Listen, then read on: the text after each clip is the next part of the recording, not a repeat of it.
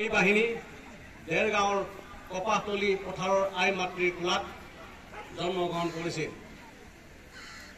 এই সময়ত এই বাহিনীৰ অধিনায়ক মিষ্টাৰ H.F.G. বাৰ্বিজ তেওঁ প্ৰথম ব্ৰিটিছ চাহাব অধিনায়ক হিচাপে বাহিনীৰ দায়িত্বভাৰ গ্ৰহণ কৰিছিল।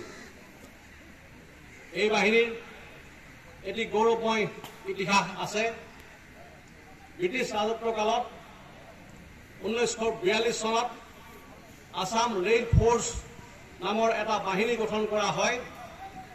উক্ত বাহিনীটোৱে বিশ্বযুদ্ধৰ সময়ত অক্সিলিয়াৰী ফ'ৰ্চ ৰূপে নিয়োজিত কৰা হৈছিল আৰু এই বাহিনীটোৱে জাপানী সৈন্যসকলৰ বিৰুদ্ধে যুদ্ধত অৱতীৰ্ণ হৈছিল।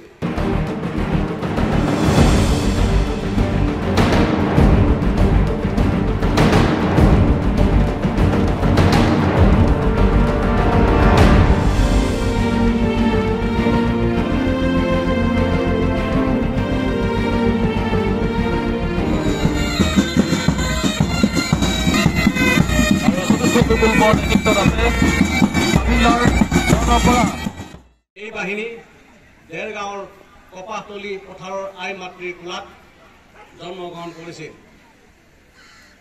এই সময়ত এই বাহিনীৰ অধিনায়ক মিষ্টাৰ H.F.G. বাৰ্বিজ তেওঁ প্ৰথম ব্ৰিটিছ চাহাব অধিনায়ক হিচাপে বাহিনীৰ দায়িত্বভাৰ গ্ৰহণ কৰিছিল।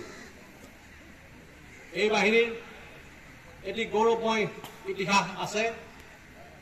ব্ৰিটিছ ৰাজত্বৰ কালত 1942 চনত আসাম ৰেল ফ'ৰ্চ নামৰ এটা বাহিনী গঠন কৰা হয়। উক্ত বাহিনীটোৱে বিশ্বযুদ্ধৰ সময়ত অক্সিলিয়াৰী ফ'ৰ্চ ৰূপে নিয়োজিত কৰা হৈছিল আৰু এই বাহিনীটোৱে জাপানী সৈন্যসকলৰ বিৰুদ্ধে যুদ্ধত অৱতীৰ্ণ হৈছিল। যিকোনো খবৰৰ বাবে যোগাযোগ কৰক 7099017330 অথবা 7099017990 নম্বৰত।